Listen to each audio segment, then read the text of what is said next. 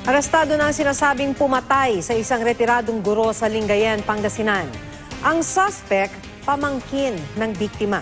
Makibalita tayo kay Mariz Umali. Patay na at may mga sugat sa dibdib, tagiliran at braso ang retiradong gurong si Milagros Ocampo nang matagpuan sa sala ng kanyang bahay sa Barangay Estanza sa Lingayen, Pangasinan, Martes ng umaga. Natagpuan ang katawan ni Ocampo nang magpunta roon ang kanyang kapitbahay dahil may usok na lumabas mula sa kwarto ng biktima. Sinunog ng salarin ang ilang gamit sa bahay at ang mga kapitbahay na ng biktima nag-apula nito. Martes ng hapon nahuli sa Lingayen ang suspect sa pagpatay na si Redan Ocampo alias Ekyo. Ang suspect pamangkin pa mismo ng biktima.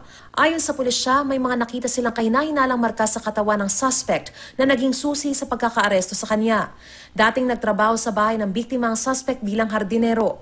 Ang hinanakit daw ng suspect sa tiyahe na posibleng nagtulak sa kanya na gawin ang krimen. Pinagalitan ako ng husto. Tapos yung paningin ko dumilim na, kaya nagawa ko yun. Nagsisisi po ako. Hindi na po maulit.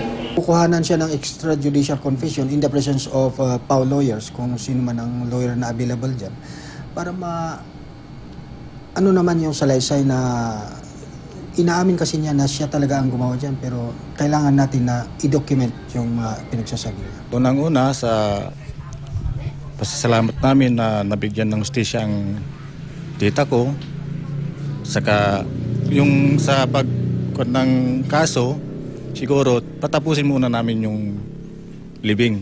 Mariz Umali, GMA News.